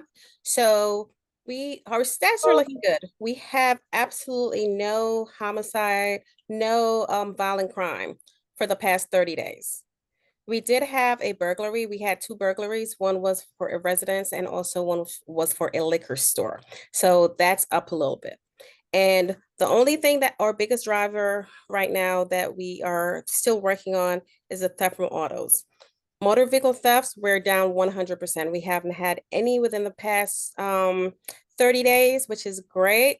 Motor vehicle thefts, we're still working on. We still have a repeat block in the 5,000 block of Connecticut Avenue. That's only 2 that we had there, and then everything else was spread out through 203. But what we're still seeing people leaving stuff in their vehicles. We're still seeing, a lot of that. So what we're doing, we have our outreach person. They're going out and they're pretty much putting flyers on cars. They're pretty much, just letting people know not to leave stuff, having conversations and stuff like that with regarding that. We also have our crime patrol units that's pretty much patrolling, especially in the poorly lit areas. And if anybody that, that live in this area, of course, if you know of any poorly lit areas, please send me an email. That would be greatly appreciated. So I could, send it up to my commander, so that we'll know where, because That's great. Thank you. Yeah, We should all be on the lookout for that. yeah, because 9 out of 10, most of the theft from autos that we're seeing is probably areas that's probably lonely, poorly lit, stuff like that. And with regarding to that, we're still working, we're down with our thefts, which is great, but we still do have a lot of work to do with our, CVS. We're still working with our CST teams. We still have our QR codes, officers, paying special attention to those areas. I know I got an email, I believe it was last week, with regarding to VZ in Connecticut Avenue. I've also asked my traffic unit to be out there during rush hour traffic, because I was told that there's a lot of reckless driving, people running red lights and stuff like that. So we're also on the lookout for those things. So this is going to be a busy week for us. So I'm pretty much going to be in and out. I will be on CDU. So for the most part, I'm probably not going to be reading my emails, but I will get back to each and every one of you. So that's what I have. That's all I have. Thank you for having us, as always. Thank you. Thanks. And I mean, this upcoming week and the past week and the week before, I mean, thank you so much. I mean, it's just Herculean, what you are preparing and how, the stats are going down. So thank you. I want to take questions. Do any commissioners have questions? Because I know we have a question from the community. Jay Miller. Thank you. Lieutenant Forrest, I think one of the problems with the corner of VZ and Connecticut is the number of cars that are parking illegally in the no parking zones right there. Some of them are GoPuff drivers or other delivery drivers that are parking there while they run in and get stuff that they're going to go deliver. Some of them are people waiting to pick up passengers from the metro, and almost all of them, a lot of them sit there idling their cars, which is a concern in terms of pollution and just pollution levels in the neighborhood. So I appreciate your attention to that area. As a resident of VZ Terrace, I think a lot of us are concerned that those illegally parked cars create hazards there in the morning and the evening during rush hour. Thank you. You're welcome, and thank you so much for that update. Are these illegally parked vehicles, are they parked in Morton, Connecticut or on VZ?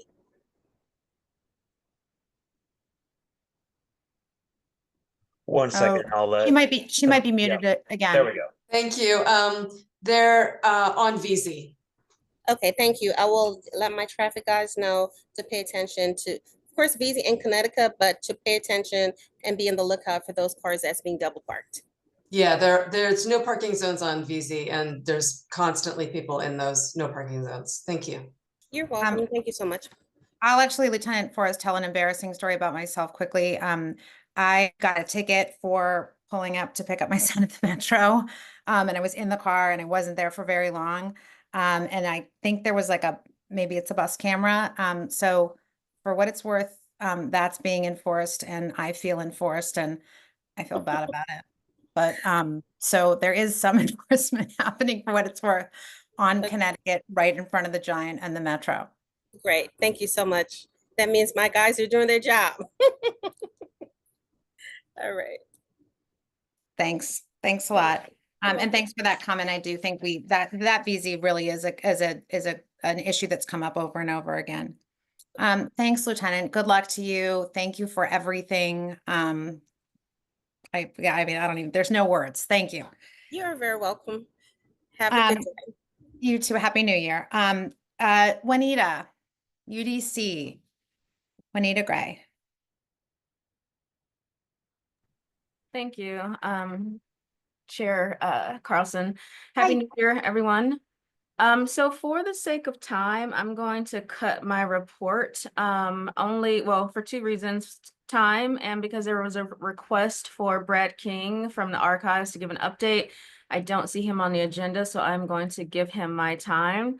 However, I do have an upcoming Community Campus Task Force meeting on February 6th. So I'll be sending out email information regarding that meeting to the commissioners, to Van Ness Main Street, and to Forest Hill Connection, and to other listservs around the community. And then also there will be an information meeting for anyone who wants to join the task force on January 23rd. So with that, I will give my time over to Brad King to give an update on the archives. Thank you. Thanks, Juanita. Good Brad, evening, everybody. Hello. I've been missing you, Brad. I know the holidays just threw everything off, I think, and then I get my dates mixed up, so I'm always missing. But I'm glad to be here. Glad you're here. Updates fairly quick, I believe. We are completed hazardous material abatement in the building as of the end of December. We got our final hazmat inspection report, and the building is removed of all hazardous materials. We're still continuing through some interior demolition before we start structural demolition. We don't really have a timeline on that yet. It's probably more the beginning to mid-February before a true demolition starts on building 41. Some other things we've accomplished over the time is the emergency services antenna were relocated off of building 41 to building 38. That work has been completed, and the service was never interrupted and maintained, and now the equipment is on a secure location. We did manage to get our first series of building tours set up for UDC students. So we'll be looking to do that on the beginning of the new quarter or the new semester. So we'll have some student tours put together for the building. There's not much to see as we're really into demo phase, but we'll continue that through more exciting parts of the construction. And we've also identified our garden club liaison from UDC. So we are working with. Is that Mary Beth? It's Mary Beth, yeah. Right. Mary Beth Tinker. She's been the garden club coordinator for a long time and really engaged. She's the perfect person to be interfacing with to protect the garden. Perfect. So we'll be reinstall the garden, excuse me. Right. Thank you. So we're working with them to sort of work through our garden plans and make sure we have everything that they're looking for. We've identified locations that we think we can put more garden space into, actually more than what was there previously. So we'll continue to work with Mary Beth through that as we expand the garden beds. And I did share a link with you, I believe, Courtney, for we have our contractor has a community feedback website. Yeah. Is it up and running now? Can you drop that in the chat, please? It is. I tried to, but I don't have access to the chat. Okay, sorry. I'll grab it. Thank you so much. I can forward it to you as well if you need it. Thanks, Brad. Thanks. We look forward to continuing to hear your updates. And thank you for your stewardship of the garden, which is important to a lot of people in the community. Does anybody have any questions on the archives? Okay. Thanks a lot, Brad. Thank you. Have a good night. Gloria Garcia, Van Ness Main Street.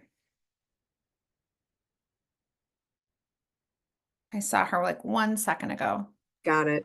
There she is. Thank you. Okay, sorry about that. I already gave the update on the park. Our big news is the Urban Land Institute Technical Assistance Panel that I mentioned briefly in December. We are now fully funded by the help of a ULI grant through Amazon and the generosity of the District of Columbia. The university has also donated, as well as have some private individuals to raise the $30,000 to carry out this technical assistance panel. It will convene February 19th and 20th on UDC's campus. The purpose of the panel, which is very similar to what the exercise that Friendship Heights Alliance went through, is to gather experts in the fields of, we have requested urban design, urban redevelopment, housing, affordable housing, transportation, green space, and public space placemaking. Obviously, you can imagine that we're looking at the opportunities for the underused buildings and aged buildings from Albemarle to Van Ness Main Street. There's also, we are including Intelsat, even though it is right south of Van Ness Main Street. We are engaging with the owners of the Intelsat building and hoped that they will participate in the panel. We will have more to come. Forest Hills Connection will cover it in the coming weeks. And as soon as we confirm the panelists, the expert panels, we will make it public. ULI will. But there will be, at the end of the day on February 20th, which we will also publicize, an open forum for the public to attend from 3:30 to 5 p.m., which will have the panel's initial findings for the land use development plan that we hope and strategy that comes out of this 2 days, and Q&A. So we will make that known, and it will be on UDC's campus. I think we're going to be using the old Windows room, if the ANC remembers that well. So we're super excited about this because it really is going to raise the visibility of the opportunities on the corridor from Albemarle to Van Ness on where reinvestment can happen, you know, and revitalization. So that is really the most exciting thing we're working on right now.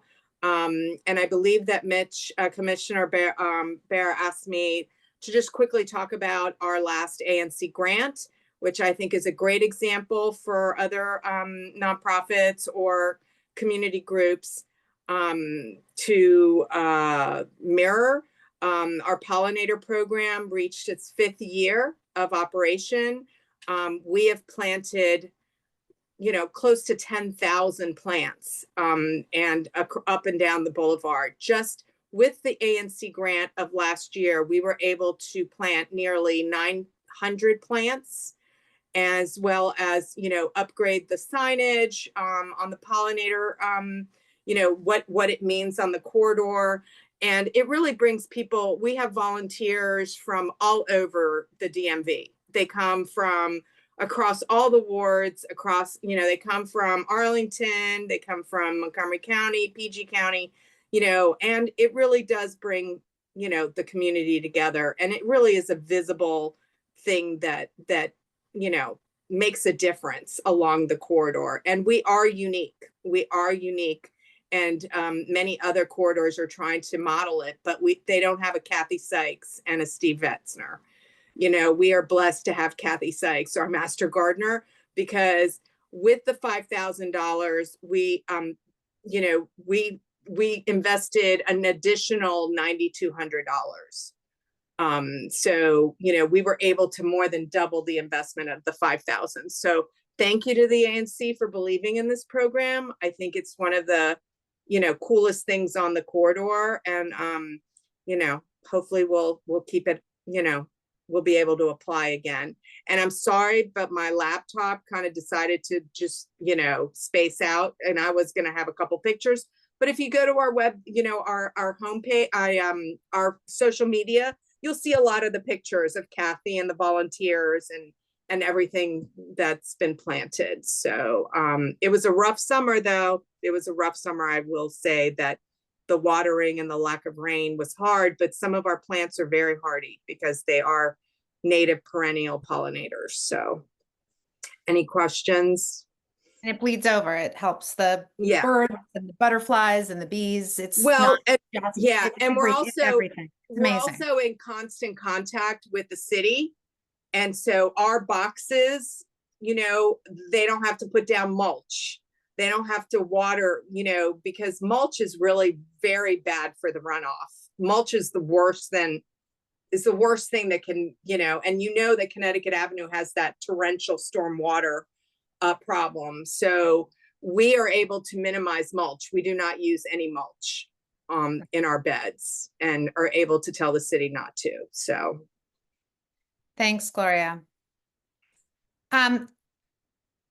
Thanks for everything, really. We're going to move on to our new MOCR, the Mayor's Office of Community Relations, Ward 3 rep is Kendall Gibson. And I've said it before, but I want to say it now that she's here and definitely listening. Kendall was so responsive during our snowstorm.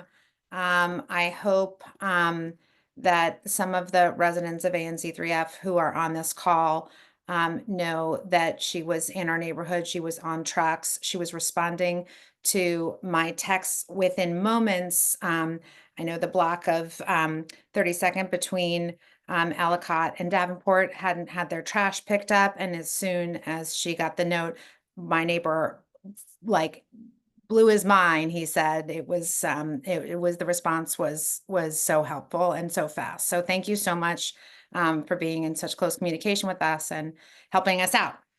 Thank you so much. That's so nice of you to say. It really was like Fast and Furious 3F, us in the trucks, rolling up, plowing snow, shoveling snow ourselves. But it really was a pleasure. I'm still getting to know all the neighborhoods, so it was a really great crash course in y'all's ANC. I actually went on a great walk with Chair Carlson last week, 2 weeks ago, and it was so informative. Probably a longer walk than you wanted, but no, it was great. We got our steps in, that's for sure. And it was a great walk, and I would love to urge all commissioners to invite me out. Would love to go for a walk with you in your SMD, and people on the call that are passionate about this neighborhood. I'd love to go out and walk with you in your neighborhood and learn about what I can do to better serve your area, what the government can do to serve your area. I just have a couple things. I know we're running a little bit behind. So like I said, snow response, we were out in the field getting it done. Trash and recycling pickup has been a little delayed in some spots. I've been flagged a couple streets and have been passing those up to DPW. If you have not had your trash picked up, recycling is still on hold a little bit, but if you haven't had your normal trash picked up, please message me. I believe that Mr. Iglesias put my information in the chat, so please do not hesitate to reach out to me. This Saturday, January 18th, from 10:30 to 1:30 p.m., join Mayor Bowser at the annual MLK Holiday DC Peace Walk and Parade. This year's actually really exciting because it's going to be taking place indoors at the Entertainment and Sports Arena, also known as ESA, in Congress Heights. The parade is free to attend, but registration is required, and I believe that link has been dropped in the chat. Finally, the inauguration is upon us. It is important that we all stay alert with different road closures, bus changes, metro changes that will happen as a result of the inauguration. There's been a link dropped in the chat to give you a interactive map where you'll be able to see all the changes that are being made. But the best way to figure out about changes is to sign up for Alert DC, which that link's been in the chat. And then there's also a text line that you can text the words DC and OG to, and that'll automatically sign you up for notifications. I believe that that's all I have, but I really appreciate the kind words. It means more than you know. And oh, also, I will be at the Workday in the Ward with Councilmember Fruman's office. I believe that they'll talk about that next. I'll be there from 8 a.m. to 9:30 a.m. on Thursday. So I look forward to that. Thanks, Kendall. We're so happy to have you on our team. Councilmember Fruman's office, Shantice, thank you for sticking with us.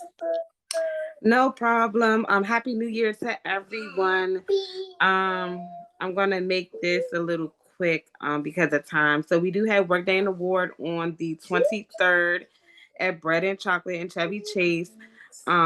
Kendall will be there, NPD will be there, OAG will be there, DLCP and DOB, and also DDOT later in the afternoon. The council member is also, he's chairing a committee now with the bigger agencies are DHS, DC Public Library, sorry, my daughter's in the background, and the Interagency Council on Homelessness. So as of right now, we don't have a full committee staff. I'm not sure, some of you may remember Elias, he's coming back to our office. He starts tomorrow in the committee.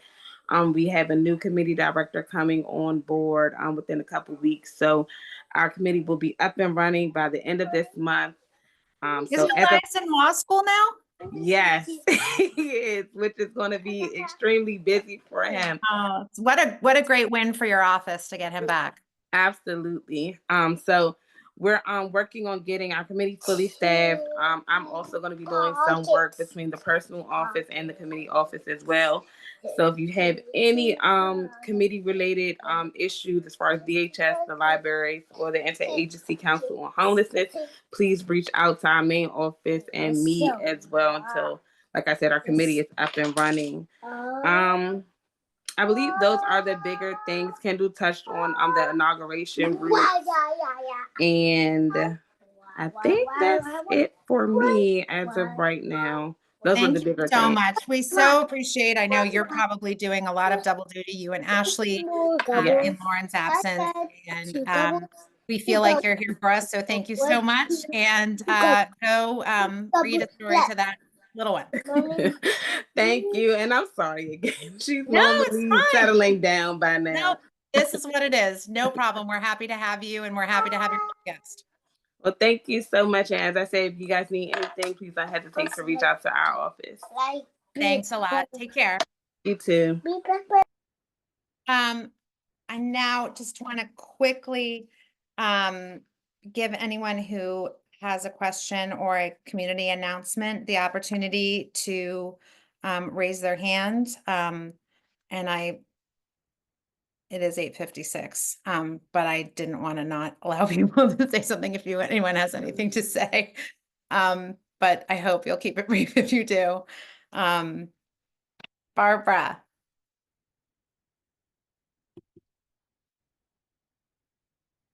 Barbara Kraft. Adrian, can you get Sorry about that. I got the wrong Barbara at first. Oh, sorry, I didn't say her whole name. I'm sorry, Barbara. I knew, but I saw Barbara with no Kraft, and I just no, that's all right. Thank you. Thank you so much for this great meeting. Very quickly, I was really excited about Gloria's, and the whole meeting was great, but it's really excited about Gloria's announcement about that Urban Land Institute study of my neighborhood. I am so thrilled about that. And I just wanted to let everyone know that I'm a co-lead the Washington Interfaith Network Ward 3 Congregations Group, and we're doing a 1-hour Zoom meeting tomorrow night where our speaker will be the senior auditing team from the Office of the DC Auditor talking about inclusionary zoning, which, could tie into, I'm sure will tie into what the team that, the Urban Land Institute team that Gloria talked about. So I can put the Zoom link to that in the chat. Wow, thank you so much for inviting us Mhm. to that. I went to one of your meetings, I think November, and I Mhm. learned so much. It Mhm. really, I was so grateful to have the opportunity to hear your speaker. So thank you so much. And Thank thanks for you. giving us all the opportunity to attend. Anybody else? Okay, we're going to move along to, and I'm not really going to go over these two resolutions because we did, oh, Shantice, I'm sorry. See, I look down at the agenda and I lose. Shantice, do you have another issue? Adrian, did you get her? I think you're unmuted. Yes, thank you. And I'm so sorry, I forgot. Okay. And I just wanted to make sure that I did notate. On January the 25th, the council member is holding his annual budget listening session from 10 a.m. to noon on Zoom. So we invite people to please sign up. So your voice and your priorities for this new budget year is heard by the council member. And we're also taking written comments as well. So you can send our office an email, you can give us a call, or you can join the budget listening session. So I just want to make sure I let everyone know because I totally Thank you. forgot about it and I just thought That's okay. It's hard. It's late. We're here. Thank you. Thank I'm glad you got that in there. Okay, we're going to move on to a delayed vote, mostly because I think in some of our extended conversations about housing, the SAFE Act, over the last couple of months, we ran out of time. We previously discussed these two resolutions that were written by Zach Ferguson, who's a former commissioner of ANC3F, and he's actually the commissioner whose SMD abuts mine at Chevy Chase Parkway right after sunrise. And so we had worked together on the issues of traffic and talked a bit about them. And he, again, just where this is like our January theme is teamwork. He had presented, sent me these two resolutions and asked if we wanted to support them in order to, again, amplify them and give them a little more weight. Oopsie, I just dropped something. Period. Wait. So I want to, we have had these up and discussed them. So I'd like to just ask that we vote on them. The first one is a resolution recommending the DC Council increase WMATA funding through new revenue for improved bus service.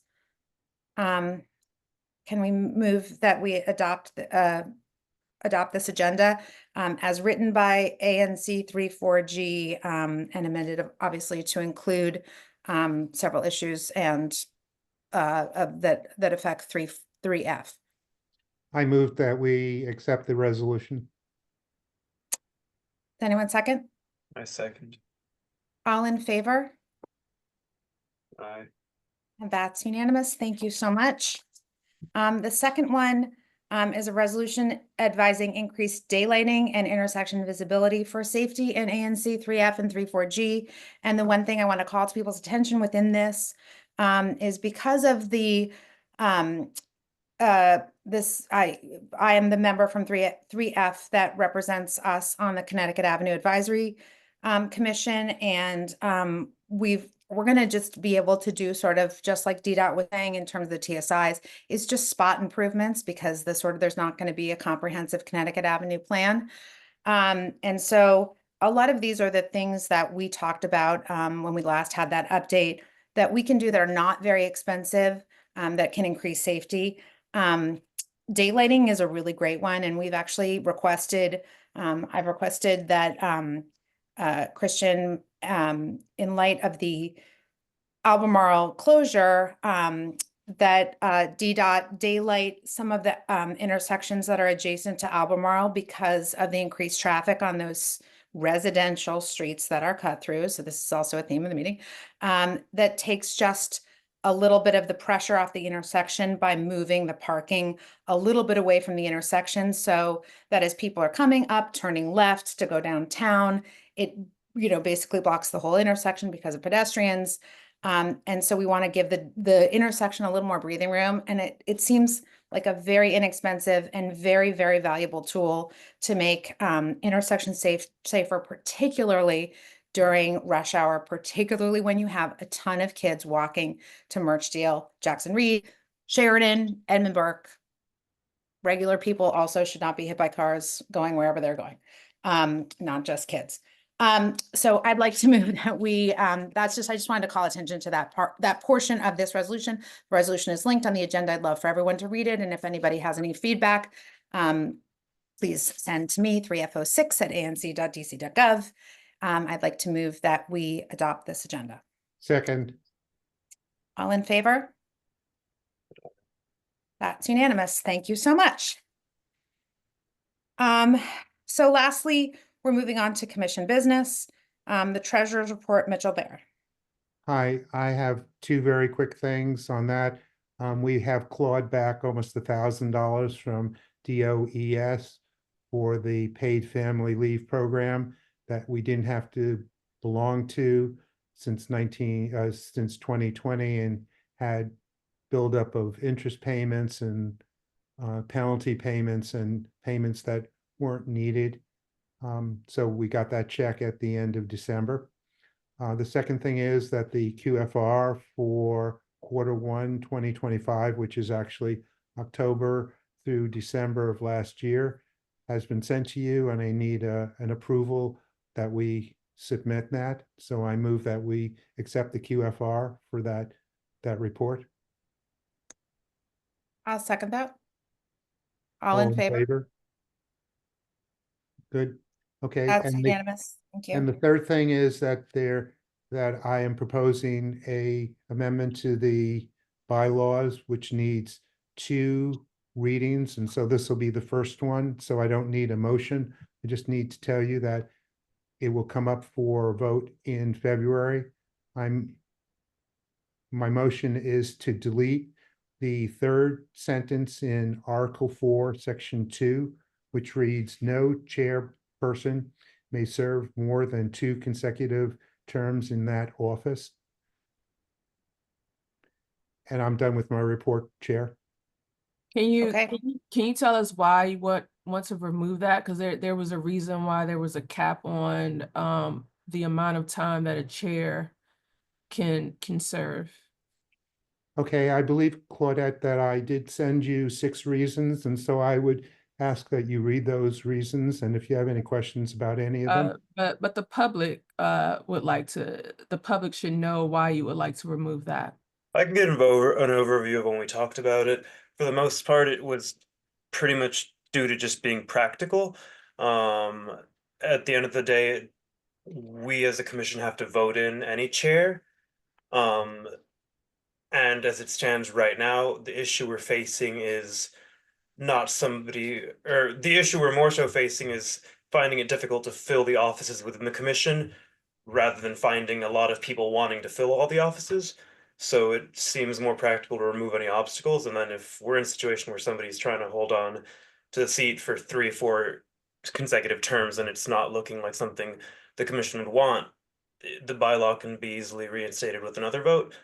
And again, if that chair wanted to do that, they would have to be voted in. So it just didn't seem like it seemed like it was impeding more things than it was helping us with, at least with regards to our current status. It doesn't make sense because if you can't fill in a seat, why would you keep the chair in their current seat? That has We're not nothing to do with the other seats. We're not keeping the chair. We're just allowing the chair to serve additional terms if they like.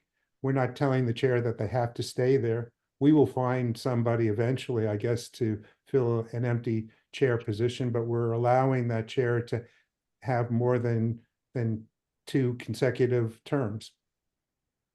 So you are keeping that chair. Like, no, we're yes, not. you are. We have to vote, Claudette. We have to vote every year on the chair. We're not keeping a chair without a vote of the commission. What you're doing is preventing other people from being able to be chair. That's No, what we are not, because preventing nobody's them. that is just That's what you're objectively not doing. what's happening. Anybody's welcome to run for chair, just like the current chair can run for chair again. And even if they do, they still have to be voted in.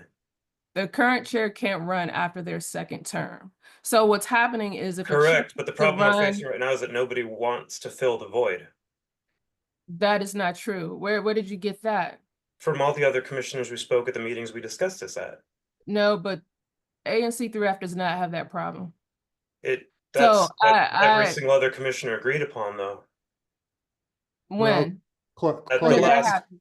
several. Claudette, if you had wanted to run for chair again, you could have, because you didn't serve two consecutive terms. But when we came to a vote earlier in the meeting, you indicated that you didn't want to run for chair. So I don't see where we're impeding anyone from running, including you.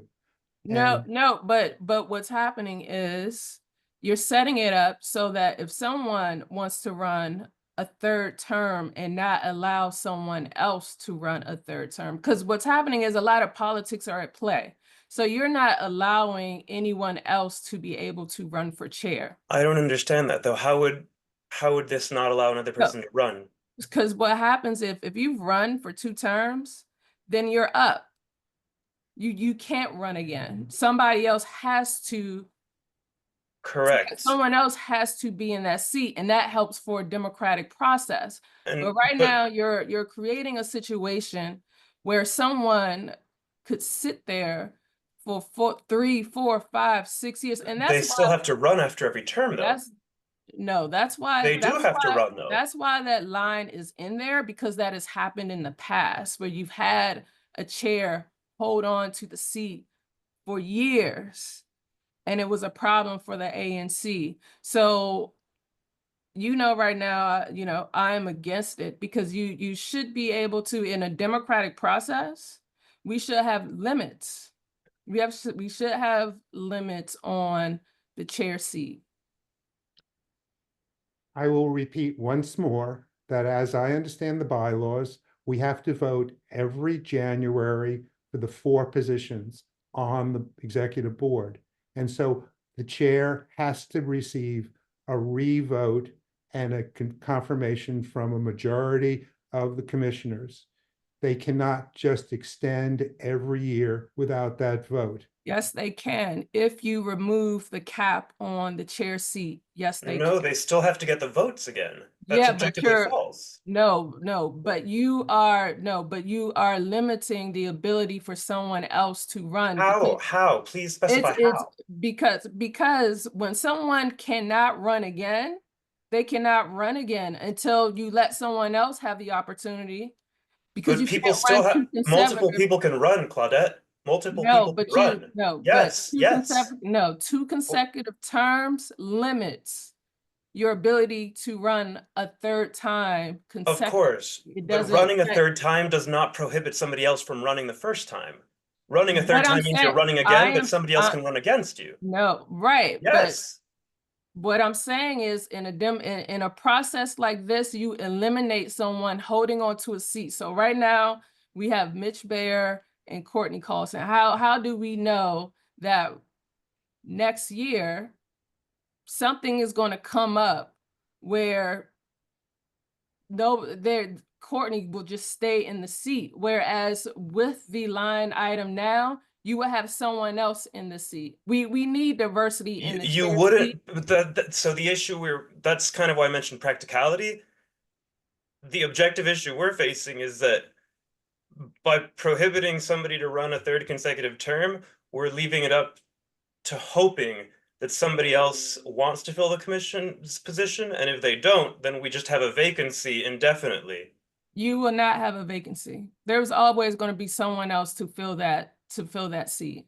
So don't assume that's speculation. We need a vacancy in the secretary position. But we're talking about the chair seat right now. We're not talking about it applies to all the positions, like it applies to, for example, it's the chair seat we're talking about. You cannot serve more than 2 consecutive terms in the chair seat. And that is true. You are right now setting it up so that whoever's in a chair seat for 2 consecutive terms can run a 3rd time, a 4th time. Well, they will keep the seat. And that doesn't make any why? sense. That doesn't You're make assuming any they sense. will. What if somebody else runs against them? They would have to win the vote. We should have term limits. We should have a limit on the chair seat. But again, speaking to your exact point, it's not guaranteeing they're going to keep it. It's allowing them to run again. And We somebody should could run against them for if the and chair when they seat. want to. No, we should allow someone else to hold that seat. We are though. But thank you. So again, to clarify, No, you're not. anybody's welcome to hold the seat. They have to run. No, you much should like have the a person limit who's on the holding. chairs. You should have a limit Yes, on the and chair but both seat. are not mutually exclusive. You can have both things. Because there are motives behind wanting to remove that. You should have limits on the chair seat. I know, well, I actually don't think you should assign motives to a hypothetical situation. I think if the office of the It's ANC, not hypothetical. It's happened in the It past. is It's why it's hypothetical. there. I No, think it's there's a not lot of hypothetical. ANCs where this is, Because where we're this bylaw talking- doesn't exist. We're talking about ANC3F chair seat. We should keep a term limit on the chair seat.